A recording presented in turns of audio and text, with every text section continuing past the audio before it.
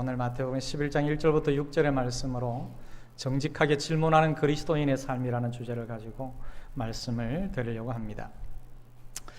여러분 신앙생활 하시면서 하나님의 존재에 의심이 된다, 하나님의 존재에 대해서 의문이 들 수 있을까요, 없을까요? 만약에 그러면 하나님의 존재에 대해서 의심이 되고 의문이 생긴다면 그게 죄일까요? 죄가 아닐까요? 죄가 아닙니다. 살아가면서 하나님의 존재에 대해서 의심이 될 때도 있고 의문을 가질 때도 있습니다. 그것을 우리가 굳이 숨길 필요가 사실은 없거든요. 그런데 그걸 숨기지 않고 질문을 하게 되면 이 사람 믿음이 없나? 그렇게 생각할 수도 있고, 또 정말 이 사람 믿음이 없구나 라고 단정을 내릴 수도 있습니다. 그래서 아이들이 또 그런 질문을 하면 믿음 없다고 야단 맞을 수도 있습니다. 그러나 여러분, 그것은 결코 믿음이 없는 것이 아닙니다. 그냥 의문일 수 있고 궁금함일 수 있습니다.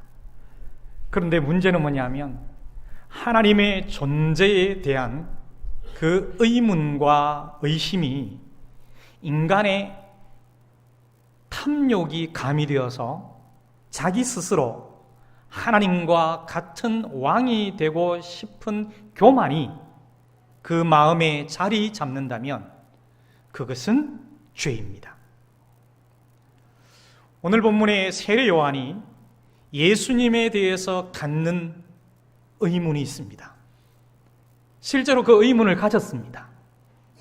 이것은 교만이 깔린 죄가 아니라 하나님 나라를 사모하는 정말 정직한 질문이었습니다. 그래서 질문은 굉장히 중요하다는 것을 알 수가 있죠. 그런데 그 질문이 어떤 배경을 가지고 어떤 목적을 가지고 질문하느냐에 따라서 그 질문의 의도와 답이 다르게 돌아오는 겁니다. 예를 들어서 두 명의 유대인이 서로 논쟁을 하며 이야기를 하고 있었습니다. 그 주제가 뭐냐 하면 담배 피우는 것과 기도하는 것에 대해서 이야기를 합니다. 그러다가 결론이 잘 나지 않으니까 우리 그러면 선생님에게 가서 한번 여쭤보자. 그래서 유대인 청년 둘이가 가서 여쭤보기로 했는데 먼저 한 청년이 가서 여쭤봤습니다. 선생님, 기도하면서 담배를 피우면 되나요? 그럼 무슨 대답이 돌아올까요? 선생님이 이렇게 대답합니다. 안 된다. 기도하면서 담배 피우면 안 돼. 가서 친구에게 얘기했습니다. 담배 피우면 안 돼. 기도하면 담배 피우면 안 된다 그러더라고. 그래? 그러면 너 질문을 어떻게 했는데? 기도하면서 담배를 피우면 안 됩니까? 라고 물어봤다. 그럼 내가 가서 한번 물어볼게. 그 친구가 가서 이렇게 질문합니다. 선생님, 담배 피우는데 기도하면 안 되나요? 선생님께서 이렇게 대답했습니다. 기도는 언제든지 할 수 있기 때문에 담배는 피워도 기도는 할 수 있지. 어느 대답이 마음에 드시고 어느 질문이 마음에 드십니까? 질문에 따라서 대답이 완전히 달라져 버립니다. 그리고 첫 번째 질문은 기도에 중심을 둔 질문이라고 한다면, 두 번째 질문은 담배를 피우겠다는데 중심을 둔 질문입니다. 사실은 두 사람 다 어쩌면 담배를 피우겠다는데 초점을 두고 질문을 했을 수도 있습니다. 그러니 질문도 달라지고 대답도 달라질 수 있는 거죠. 그리고 만약에 우울증이 있는 사람에게 당신은 왜 우울하십니까? 라고 묻는다면 이 질문이 도움이 될까요? 안 될까요? 보편적으로 그렇게 질문합니다. 아무런 도움도 되지 않고 또 다시 한번 자신의 고민을 설명해야 합니다. 내가 왜 우울증이 걸렸는지, 내가 왜 우울한지 어두운 측면을 이야기하면 또 설명해야 합니다. 결국 더 우울하게 만들어 주게 되는 거죠. 그러나 어떻게 당신은 그렇게 오랫동안 우울증을 잘 견뎌냈습니까? 정말 고생 많았지요? 라고 묻는다면 환자는 그 우울함 속에서도 자신을 여전히 굳건하게 지탱해 준 그 어떤 힘에 대해서 설명하게 될 것입니다. 그러면서 스스로 우울증을 극복하는 힘을 자각하게 될 것이고 또 다른 해결책을 생각하게 되겠죠. 그렇다면 일반 사회와 인간관계 속에서 질문이 그렇게 중요한데, 내가 그리스도인이라면 그리스도인으로서 무엇을 사모하고 어떤 것을 생각하면서 진실하고 정직한 질문을 해야 하는가? 그래서 이러한 질문은 정말 중요하다고 할 수 있겠죠. 그래서 정직한 질문, 하나님 나라를 사모하는 마음과 그 자세로 질문을 하고 답을 듣는 것은 그리스도인의 삶에서 정말로 중요하다는 말씀이죠. 질문에 따라서 정말 내가 얻고 싶은 것을 얻을 수가 있다는 거죠. 오늘 본문에서 세례 요한의 정말 정직한 질문을 한번 봅시다. 옥에 갇힌 요한은 예수님이 구약에서 약속한 메시아가 맞는지 의심했습니다. 의문을 가졌습니다. 당시 대부분의 사람들은 메시아를 로마의 압제에서 이스라엘을 해방시켜줄 혁명가로 생각을 했고요. 세례 요한 역시도 마태복음 3장에서 그리스도를, 메시아를 불과 성령으로 알곡과 쭉정이를 나누는 심판의 세례를 베풀 자로 생각했기 때문입니다. 그러나 예수님은 사회를 변혁하거나 당장의 심판을 시행하기보다는 무슨 일을 주로 하셨습니까? 사람들에게 하나님 나라 복음 말씀을 전하시거나 병자를 고치는 그런 일을 주로 하셨다는 거예요. 그들이 원하는 것을 전혀 하지 않았습니다. 혁명적인 일을 하지 않았습니다. 이런 상황에서 예수님에 대한 의문을 가졌다는 것은 당연했을지도 모릅니다. 요한의 이런 의문은 불신이라기보다는 하나님 나라를 소망하면서 가질 수 있는 마땅한 고민이라고 볼 수가 있는 거죠. 진짜 메시아인가? 내가 선포한 말씀과 다르니 나는 심판의 메시지를 전했는데 저분이 하시는 일을 보니까 진짜 그리스도가 맞는가라는 고민, 내가 소망했던 그리스도가 맞느냐라는 마땅한 고민이라는 것이죠. 여러분, 누구에게나 의문은 들 수 있습니다. 그런데 사실 무엇이 문제일까요? 신앙생활 하면서 질문을 갖는 게 문제가 아니라 복음에 대해서 최소한의 관심조차 없는 게 더 심각한 문제라고 생각을 합니다. 내가 믿는 그리스도에 대해서 궁금함도 없고 내가 믿고 있는 하나님 나라 복음에 대해서 어떤 질문도 할 수 없다면 사랑하는 여러분, 이게 더 심각한 것이 아닐까요? 하나님 나라에 대해서 여러분 얼마나 궁금하십니까? 하나님이 어떤 분인지에 대해서 알 수 있는 예수 그리스도의 삶에 대해서 얼마나 궁금하십니까? 그리스도인으로서 주인 되시는 그분의 말씀에 대하여 얼마나 관심을 가지고 있습니까? 주님과 그분의 말씀, 그리고 하나님 나라 복음, 성경적인 삶에 대한 최소한의 궁금함과 진실한 질문이 있어야 성장과 성숙의 가능성이 있는 겁니다. 그런데 정말 중요한 그것에 대한 아무 관심이 없으니 어떤 고민도 없고 성장과 성숙을 위한 몸부림도 없는 게 아닐까요? 요한의 질문은 하나님 나라를 진정으로 사모하며 몸부림치는 가운데 나온 질문이었습니다. 우리에게도 이런 자세의 진실하고 정직한 질문들이 있기를 바랍니다. 하나님 나라를 진정으로 사모하며 몸부림치는 그 질문들이 있기를 바랍니다. 말씀에 대한 사모함, 영적 목마름에 대한 진실한 질문, 의문, 궁금증이 있어야 해갈에 대한 몸부림이 있는 거죠. 갈급함이 있는 거죠. 다음으로 주님의 정직한 대답을 한번 봅시다. 예수님은 요한의 질문을 어떻게 받아들이셨어요? 책망하셨습니까? 전혀 책망하지 않았습니다. 오히려 이사야서 35장과 61장의 말씀을 인용해서 성실하고 선명하게 답을 해 주십니다. 그때에 눈먼 사람의 눈이 밝아지고 귀먹은 사람의 귀가 열릴 것이다. 그때에 다리를 절던 사람이 사슴처럼 뛰고 말을 못하던 혀가 노래를 부를 것이다. 가난한 사람들에게 기쁜 소식이 전해질 것이다. 상한 마음을 싸매어주고 포로에게 자유를 선포하고 모든 슬픈 자를 위로하신다는 말씀이 이사야서 35장과 61장의 말씀이에요.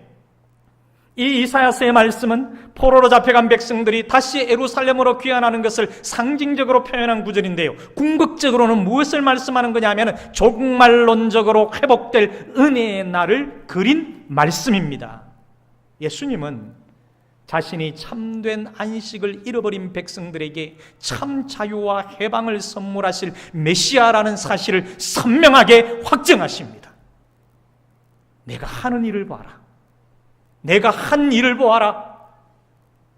나는 구약에 선포되었던 그 메시아적 예언 그대로 지금 하고 있지 않느냐? 라는 말씀이죠. 안식의 주인이신 예수님이 깨어진 하나님 나라를 회복하실 메시아라는 것을 보이신 것이죠. 요한의 정직한 질문에 예수님 또한 정직하고 선명하게 대답을 해 주셨습니다. 사랑하는 여러분, 예수님과 우리 사이에 이렇게 아름다운 교제가 있습니까? 우리 주님은 매일 두 팔을 벌리고 기다리고 계십니다. 질문에 답을 준비하고 기다리셔요. 그런데 백성들의 질문이 없습니다. 주님께서 항상 준비하고 계신 대답은 내가 질문하며 나아갈 때에 들을 수가 있는 겁니다. 선생님 한 분의 많은 학생들이 있잖아요. 그럼 학생이 해야 될 일은 뭘까요? 공부하면서 의문이 생기고 궁금함이 생기고 공부하다가 때로는 의심도 생길 수 있습니다. 그럼 그때 어떻게 해야 될까요? 선생님에게 가서 질문하면 되는 거죠. 선생님은 뭘 준비하고 있습니까? 학생이 질문을 가지고 오면 거기에 답해 줄 준비가 딱 돼 있는 분이 바로 선생님이에요. 우리 그리스도인들은 그렇습니다. 그리스도인으로서 삶을 살아내면서 예수를 따라가면서 어떻게 궁금한 게 없을 수가 있을까요? 궁금한 게 있는 게 당연하지요. 우리 자녀들이 성경을 가지고 신앙의 삶을 가지고 질문을 해올 때 옛날에는 믿음이 없다고 책망했습니다. 예를 들어 하나님이 진짜 계셔요? 야 이놈아 그냥 믿어. 너 믿음이 없냐? 예수님 마음에 영접했어? 그렇게 할 것이 아니라 아 그래? 성경을 가지고 같이 고민해보자. 이게 바로 성경으로 안내하는 먼저 선자의 자세가 아닐까요?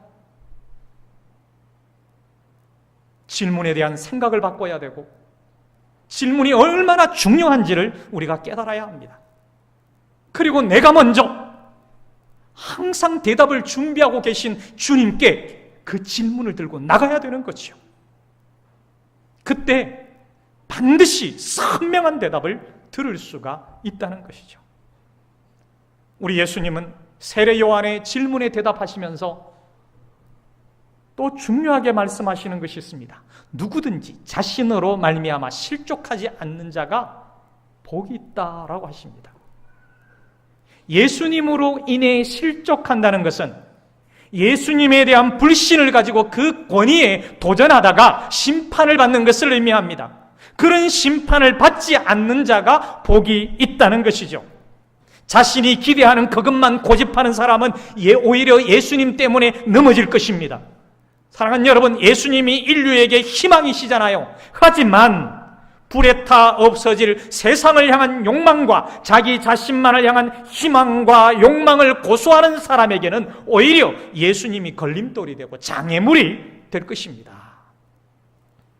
희망이요 소망이신 예수님이 오히려 걸림돌이 된다면 그 인생은 얼마나 불쌍합니까? 참된 복은 예수님을 걸림돌이 아니라 구원의 반석으로 삼는 사람들인 줄로 믿습니다. 그렇습니다. 가장 큰 복은 세상에서 이 땅에 오신 메시아를 만나는 것이죠. 예수를 만나는 것입니다. 따라서 주님이 이 땅에 참 평화를 이루고 안식을 성취하기 위해 오셨기 때문에 그 메시아를 마음에 받아들이면 누구나 하늘 복을 받아 누릴 수 있다는 말씀입니다. 사랑하는 여러분, 우리에게 이런 복이 있습니까? 여러분에게 이런 복이 있습니까? 당신에게 이 복이 이미 왔습니까? 예수님을 인생의 주인으로 인정하고 그분에게 질문하며 답을 듣는 복을 가지고 있습니까? 이 복을 누리고 있습니까? 오늘 세례 요한의 질문은 참으로 어리석게 들릴지도 모르겠습니다. 아니, 선지자가 어떻게 저런 질문을 할 수 있을까? 자기가 구약의 예언적 메시지를 선포했던 사람이고 자기가 예수에 대해서 선포한 사람이, 메시아에 대해서 선포한 사람이, 그리스도에 대해서 선포한 사람이 당신이 오실 그분입니까? 아닙니까? 라고 질문을 하다니 어떻게 그런 어리석은 질문을 할 수 있을까라고 생각할 수 있겠죠. 세례 요한은 자신이 직접 예수님이 하나님의 아들이라고 많은 사람들에게 선포했는데 예수님께 당신이 구약에서 약속되었던 그 메시아, 그 그리스도가 맞습니까? 왜 이렇게 질문했을까요? 아마도 예수님이 죄인들과 함께 어울리며 지내신다는 소식을 듣고 자신이 선포했던 불로 죄인을 심판하시는 그리스도의 사역과 달랐기 때문일 것입니다. 예를 들어서 예수님이 죄인 마태를 부르셨잖아요. 거기다 한 걸음 더 나가서 죄인 마태의 친구들과 잔치를 하고 함께 먹고 마시니 심판의 일을 행하시는 게 아니라 오히려 싸매고 고치고 죄인들을 심판하는 게 아니라 죄인들을 부르고 그들과 함께 어울리고 지내시니까 이상한 거죠. 그리고 만약에 예수님이 메시아가 맞다면 자신을 그냥 감옥에 내버려 두지 않을 것이라 생각했기 때문이죠. 그런데 자신은 아직 감옥에 갇혀 있습니다. 메시아에 대한 세례 요한 자신의 기준과 기대가 의심과 의문을 만든 것이라 할 수 있습니다. 그러나 그는 솔직하게 예수님께 묻고 확인함으로써 경고한 믿음으로 돌아올 수 있었던 거죠. 여러분, 세례 요한이 감옥에서 풀려나느냐 풀려나지 않느냐 그게 중요한 게 아닙니다. 예수님이 하신 일을 보고 지금 하시고 있는 일을 보고 그 예수가 진짜 그리스도인가 아닌가를 정확하게 선명하게 깨닫는 것이 중요합니다. 이 땅에서 우리가 살면서 부자로 사는 게 중요한 게 아닙니다. 돈이 얼마나 많느냐 안 많으냐, 얼마나 좋은 것을 누리느냐 안 누리느냐 이게 중요한 것이 아니라 절대적으로 중요한 것은 내가 믿는 예수가 나에게 영원한 생명을 진짜로 주셨다라는 사실을 깨닫고 믿는 것이 중요한 것이지요. 그 사실을 믿고 깨달을 때에 그분을 따라서 살아낼 수가 있고 그분의 삶을 내 생애 속에서 살아낼 수가 있는 것입니다. 내 기준에 사는 게 아니라 내 주인의 기준에 따라서 내가 살 수 있는 것이지요. 그 이후에 세례 요한의 삶이 어땠습니까? 세례 요한은 감옥에서 정말 인간적인 시각으로 볼 때 허망하게 죽었습니다. 그러나 그 세례 요한을 통해서 그의 질문을 통해서 예수가 그리스도요, 예수가 메시아라는 사실이 선명하게 선포되고 전파되었다라는 것입니다. 내 기준에 예수님을 맞추는 것이 아니라 예수님의 기준에 우리의 생각을 맞출 때에 우리는 잠시 흔들릴 수는 있어도 길을 잃지 않을 수 있는 것입니다. 사랑하는 여러분, 부끄러워하지 말고 솔직하게 묻고 확인하고 정말 진지하게 고민하고 공부함으로써 성숙해지는 그런 그리스도인들이 되시기를 주님의 이름으로 부탁합니다. 이 시간 오늘 말씀을 생각하면서 잠시 우리 한 1분간 침묵하겠습니다. 침묵하면서 주님에게 오늘 질문을 한번 던져보십시오. 어떤 질문이 있습니까? 또한 고백할 것이 있으면 고백하시고 결단할 것이 있으면 결단하는 시간이 되기를 바랍니다.